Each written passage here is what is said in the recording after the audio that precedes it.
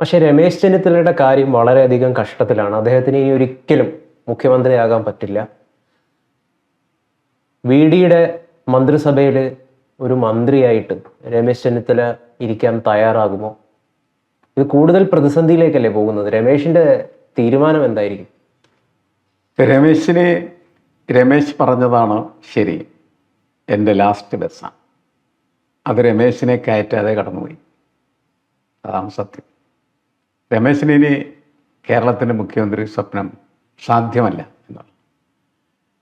രമേശ് വളരെ ചെറുപ്പത്തിലെ തന്നെ കോൺഗ്രസിൻ്റെ പ്രമുഖനായിട്ടുള്ള നേതാവായി മാറിയാണ്, MLA ആയി മാറിയാണ്, MP ആയി മാറിയാണ്, മന്ത്രിയായ ആളാണ്.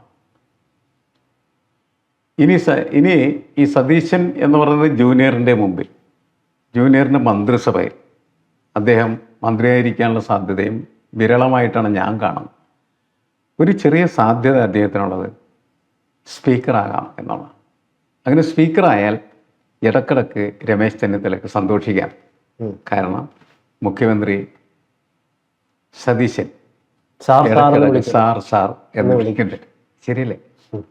ആ ഒരു സാധ്യത, അതിൻ്റെ ഒരു സുഖമുണ്ട്. ആ സുഖം ആസ്വദിക്കുന്നതിനെ കുറിച്ച് അയാൾ ആലോചിക്കുകയാണെങ്കിൽ അയാൾക്ക് സ്പീക്കറാവും. വേറെ ഒരു സാധ്യതയും ഞാൻ ഇതിനകത്ത് കാണുന്നില്ല എന്നുള്ളതാണ്.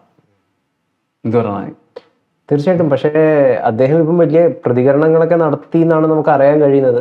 എന്നെ അവഗണിച്ചിരിക്കുന്നു എന്നുള്ള രീതിയിലുള്ള. അതെ, അദ്ദേഹം ആ പ്രതികരണങ്ങൾ നടത്തുന്നു, ചർച്ചകളുണ്ടാകുന്നു. രമേശിനോട് ചെയ്ത് ശരിയാണോ എന്ന് ചോദിച്ചാൽ പല കോൺഗ്രസ്സുകാരും പറയും ശരിയല്ല. കാരണം കഴിഞ്ഞ തവണ അദ്ദേഹത്തെ പ്രതിപക്ഷ നേതാവാക്കേണ്ടതാണ്. കാരണം MLA മാരുടെ ഭൂരിപക്ഷം അദ്ദേഹത്തിനായിരുന്നു. അന്ന് KC വേണുഗോപാൽ അയാളെ വെട്ടി VD സതീശനെ എന്ത് ചെയ്തു? പ്രതിപക്ഷ നേതാവാക്കി മാറ്റി. അപ്പോൾ അത് അയാൾക്ക് പറയാം, അതയാൾ പറയുന്നു. അങ്ങനെയുള്ള ചർച്ചകളൊക്കെ നടക്കുമ്പോൾ ഇയാൾ എവിടെയാണ് കുടിയിരുത്തേണ്ടത് എന്ന് എന്ത് ചെയ്യാം? കോൺഗ്രസ് നേതാക്കളൊക്കെ ഇങ്ങനെ ചർച്ച ചെയ്യുമ്പോഴാണ് നമ്മളുടെ ഈ ചർച്ച അവരുടെ ശ്രദ്ധയിൽപ്പെടുകയും അവരിങ്ങനെ ഒരു വഴി ആലോചിക്കാൻ തീരുമാനിക്കുകയും ചെയ്യും. ഇതുവരെയും അങ്ങനെ ഒരു ചർച്ച വന്നിട്ടില്ല അല്ലേ? സ്പീക്കർ നമ്മൾ ഇങ്ങനെ പറയണമെങ്കിൽ അതിൻ്റെ സാധ്യതയാണ് നമ്മൾ പറഞ്ഞു. സ്പീക്കർ ആയാൽ അതിൻ്റെ ഗുണം, സ്പീക്കർ ആകുന്നവർക്ക് അതിനുള്ള അഡ്വാൻറ്റേജ് ഉണ്ട്. ഒന്ന് പ്രായമായ ആളുകൾക്കൊക്കെ ഇരിക്കാവുന്ന സ്ഥലം സ്പീക്കറാണ്. എല്ലാവരും ബഹുമാനിക്കുന്ന സ്പീക്കറെ വിളിക്കുന്നതെന്നാണ് സഭാനാഥൻ എന്നല്ലേ വിളിക്കുന്നത്. അങ്ങനെ സഭാനാഥനായിട്ടിരിക്കുന്നതിന് കുഴപ്പമുണ്ടാവേണ്ട കാര്യമില്ല. സാറിന് ഇടക്കിടക്ക് വിളിക്കും, എല്ലാവരും കയറി വിളിച്ചുകൊണ്ടിരിക്കും. അത് കേൾക്കുകയും ആസ്വദിക്കുകയും ഒക്കെ ചെയ്യലാണ് ഇനിയുള്ള വഴിയെന്ന് രമേശ് ചെന്നിത്തല തിരിച്ചറിഞ്ഞാൽ രമേശ് ചെന്നിത്തലയുമായി ബന്ധപ്പെട്ട് കിടക്കുന്ന പ്രശ്നത്തിന് ഒരു പരിഹാരമാവും എന്നാണ് ഞാൻ കണക്കാക്കുന്നത്. അല്ല, അത് ഇത്തരത്തിലുള്ള അതിർത്തിയിലെത്തിപ്പെട്ട പല കോൺഗ്രസ് നേതാക്കളും പിന്നീട് ഒരു ഓപ്ഷനായിട്ട് കണ്ടെത്തിയത് BJP ആണ്. അങ്ങനെ എന്തെങ്കിലും ഒരു സാധ്യത രമേശിന്റെ തലയിൽ ഉദിക്കുമോ? പ്രതികാരം ചെയ്യാൻ, പക വീട്ടാൻ? എനിക്കങ്ങനെ തോന്നുന്നില്ല. രമേശ് അങ്ങനത്തെ ഒരു കക്ഷിയല്ല. രമേശ് അങ്ങനെ ചെയ്യാനുള്ള സാധ്യത കുറവാണ്. കാരണം വെച്ചാൽ എല്ലാ ഇടങ്ങളിലും കോംപ്രമൈസ് ചെയ്യുന്നൊരു സ്വഭാവമാണ് സാധാരണ രമേശ് കാണിക്കുന്നത്. അല്ല, ചാക്കിട്ട് പിടിക്കുകയാണ്, കോടികൾ ഓഫർ ചെയ്തിട്ട് വിലക്ക് വാങ്ങുകയാണ് പല കോൺഗ്രസ്സുകാരെയും BJP പൊതുവെ മറ്റ് സംസ്ഥാനങ്ങളിലൊക്കെ. രമേശിന് മുമ്പിൽ ഒരു വലിയ തുകയുടെ ഓഫറുമായിട്ട് BJP വന്നാൽ രമേശ് തട്ടിമാറ്റുമോ അതോ പോകുമോ എന്നുള്ളതാണ്. അല്ല, അതിലേക്ക് കടക്കുന്നതിന് മുമ്പ് ഞാൻ പറഞ്ഞ തരത്തിലുള്ള നിർദ്ദേശങ്ങൾ കോൺഗ്രസിന്റെ ഭാഗത്തുനിന്നുണ്ടായി കഴിഞ്ഞാൽ അത് തിരഞ്ഞെടുക്കാനായിരിക്കില്ല കൂടുതൽ സാധ്യത. കാരണം BJP ഈ അടുത്തെങ്ങും കേരളത്തിൽ അധികാരത്തിലെത്തില്ല. അധികാരത്തിലെത്താനുള്ള സാധ്യത വളരെ വിരളമാണ് ഞാൻ കാണുന്നത്. അടുത്ത തിരഞ്ഞെടുപ്പിൽ ചിലപ്പോൾ കുറച്ച് സീറ്റും കൂടി കിട്ടിയേക്കാം, ചിലപ്പോൾ 3 പോയേക്കാം. അത് കഴിഞ്ഞ് പിന്നെ അടുത്ത തിരഞ്ഞെടുപ്പിലല്ലേ വേണമെങ്കിൽ പ്രതിപക്ഷത്താവാൻ സാധ്യത. പിന്നെ ഒരു തിരഞ്ഞെടുപ്പും കൂടി കഴിയുമ്പോഴല്ലേ ഭരണപക്ഷത്താവാനുള്ള സാധ്യതകൾ പോലെയുള്ളൂ. പോസിബിലിറ്റീസാണ്. അങ്ങനെയുള്ള പോസിബിലിറ്റീസ് എന്ന് വെച്ചാൽ രമേശ് മരിച്ചു പോയി കഴിഞ്ഞതിന് ശേഷം മാത്രം അധികാരത്തിൽ വരാൻ സാധ്യതയുള്ള ഒരു പാർട്ടിയുടെ കൂടെ അദ്ദേഹം അധികാരം കിട്ടാത്തതിൻ്റെ പേരിൽ പോകേണ്ട കാര്യമുണ്ട്. അതെ, ഉണ്ടാ ഇല്ലെന്നാണ് എനിക്ക്. അല്ല, കൂടുതൽ അദ്ദേഹത്തിന്റെ പേര് ഡാമേജ് ആക്കുക മാത്രമേ അത് ചെയ്യുള്ളൂ. അത് അങ്ങനെയാണല്ലോ. ഇപ്പോൾ ഉള്ള പേര്, ഇപ്പോൾ ഉള്ള അനുഭാവികൾ അതൊക്കെ നഷ്ടപ്പെട്ടു. കാരണം രാഷ്ട്രീയ പ്രവർത്തനത്തിന് ഒരു പ്രത്യേകതയുണ്ട്. ഒരാൾ രാഷ്ട്രീയ പ്രവർത്തകനായി വരുമ്പോൾ അയാൾക്ക് ചുറ്റും നിർമ്മിക്കുന്ന ഒരു രാഷ്ട്രീയ ലോകമുണ്ട്.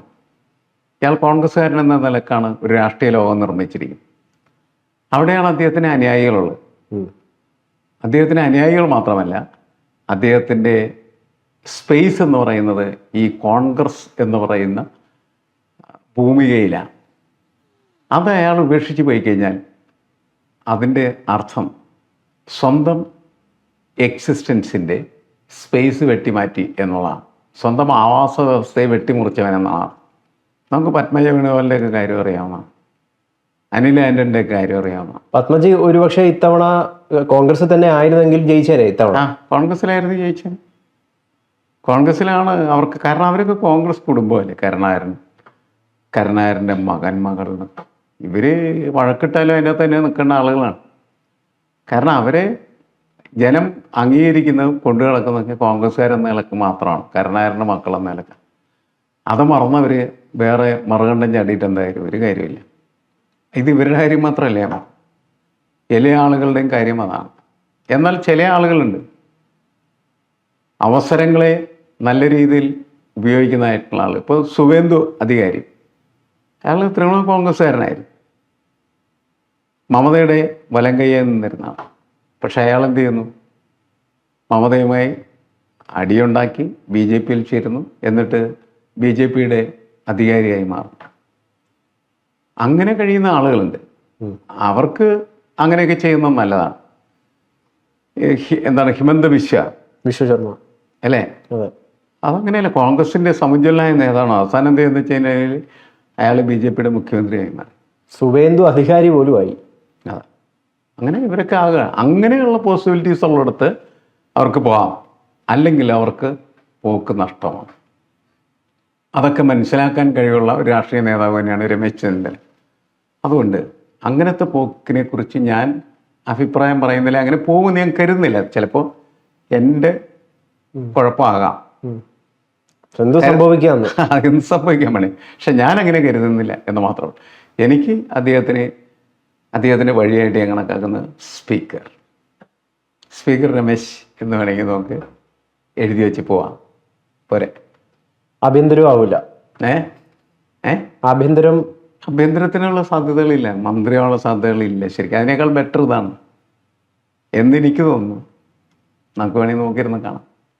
സ്പീക്കറാവുന്ന വഴിയിലേക്ക് അദ്ദേഹം വന്നില്ല എന്ന് വിചാരിക്കാം. അങ്ങനെയാണെങ്കിൽ പിന്നെ ഒരു വഴിയുണ്ട് അദ്ദേഹത്തിന്. അതെന്താണ്? അത് ഈ പാർട്ടിക്കകത്ത് അനാഥനാവുക എന്നുള്ളതാണ്. കാരണം ലൈവായിട്ട് നിൽക്കാൻ പറ്റില്ല. പിന്നെ ലൈവായിട്ട് നിൽക്കാൻ പറ്റില്ല. ഒന്നില്ലെങ്കിൽ മന്ത്രിസഭാഗത്തേക്ക് കയറണം, അല്ലെങ്കിൽ ഈ സ്പീക്കർ ആവുക, എന്തെങ്കിലുമൊക്കെ ചെയ്യണം. അതല്ലെങ്കിൽ പിന്നെ അയാൾക്ക് ലൈവ്നെസ് ഇല്ല. പിന്നെ ആരും രമേശ് ചെന്നിത്തലയുടെ അടുത്ത് പോകില്ല. ഇപ്പോൾ നമുക്ക് രമേശ് ചെന്നിത്തലയുടെ വീട്ടിൽ പല MLA-മാരുണ്ട്, ഒരുപാട് അണികളൊക്കെ ഉണ്ട്, ആവേശമുണ്ട്. അതൊക്കെ നഷ്ടപ്പെട്ടു പോകും. സ്പീക്കറായിരുന്നാൽ അത് നഷ്ടപ്പെടില്ല, കാരണം ലൈവാണ്. അതെ, എപ്പോഴും ജനം കണ്ടുകൊണ്ടേയിരിക്കും. ഉണ്ട്, ആളുണ്ടാവും, കൂടെ ഉണ്ടാവും. അവിടെ ഇരിക്കും, മിണ്ടാതിരിക്കും എന്നൊക്കെ വേണമെങ്കിൽ ശാസിക്കാം, അതൊക്കെ ചെയ്യാം. അതിൻ്റെ അകത്തൊക്കെ പുള്ളിക്ക് വളരെ ഊർജ്ജസ്വലമായി പ്രവർത്തിക്കാനായിട്ട് സ്കോപ്പ് ഉണ്ടെന്നാണ് എനിക്ക് തോന്നുന്നത്. അതൊരു സ്പേസ് ഉണ്ട്. അപ്പോൾ പ്രശ്നം എന്താണെന്ന് വെച്ചാൽ അവിടെ തിരുവഞ്ചൂർ രാധാകൃഷ്ണൻ പോലെയുള്ള ആളുകൾ സ്പീക്കറാവും എന്ന് പറയുന്ന വാർത്തകളൊക്കെ പുറത്ത് നേരത്തെ നമ്മൾ കേൾക്കുന്നുണ്ട്. അപ്പോൾ അവിടെയും പ്രശ്നമാണ് ശരിക്കും. ഇയാളെ സ്പീക്കറാക്കാനായിട്ട് സമ്മതിക്കുമോ എന്നുള്ളത്. ഇങ്ങനെ പല സൈസ് വിഷയസ് നിലനിൽക്കുന്നുണ്ട്. നോക്കാം നമുക്ക് ഏത് രീതിയിലാണ്. അതുപോലെ തന്നെ KK രമയെ സ്പീക്കർ സ്ഥാനത്തേക്ക് പരിഗണിക്കുന്നുണ്ട് എന്ന് കേൾക്കുന്നുണ്ട്. അല്ല, അതൊക്കെ ഇവരുടെ ഇവിടത്തെ ഇത് കഴിഞ്ഞിട്ടുണ്ട് KK രമയെ എടുക്കാനായിട്ട്. ഈ കോൺഗ്രസിന്റെ പ്രശ്നം തീർത്തിട്ടുണ്ട് KK രമയെ എടുക്കാനായിട്ട്. അപ്പം അത് മാത്രമല്ല, KK രമയുടെയൊക്കെ ഒരു പൊസിഷൻ ഇനി വളരെ വ്യത്യസ്തമായിരിക്കും. നേരത്തെ എന്ന് പറഞ്ഞാൽ പിണറായിക്കെതിരെയും ഭരണകൂടത്തിനെതിരെയും ഒക്കെ ഉള്ള ശബ്ദമായി നിൽക്കാമായിരുന്നു. ഇപ്പോൾ ഭരണകൂടത്തിനൊപ്പം നിൽക്കേണ്ടി വരുന്നു, ഭരണകൂടത്തിൻ്റെ ശബ്ദമായി തീർന്നു. ഭരണകൂടം മോശമായി കഴിഞ്ഞാൽ രമയുടെയും ശബ്ദം മോശമാണ്. അതൊക്കെ അങ്ങനെ കിടക്കുന്ന കുറേ ഇഷ്യൂസ് വേറെ കിടക്കും. എന്തായാലും രമേശ് ചെന്നിത്തല സ്പീക്കർ സ്ഥാനത്തേക്ക് വരണം. അതാണ് കുറച്ചും കൂടി പിണക്കങ്ങളൊക്കെ മാറ്റാൻ കോൺഗ്രസിന് എടുക്കാൻ പറ്റുന്ന ഒരു നിലപാട്. അതെ, പിണക്കം മാറ്റിയെടുക്കാനായിട്ടുള്ളൊരു നല്ല ഇടം എന്ന് പറയുന്നത് സ്പീക്കർ ഇടമാണ്.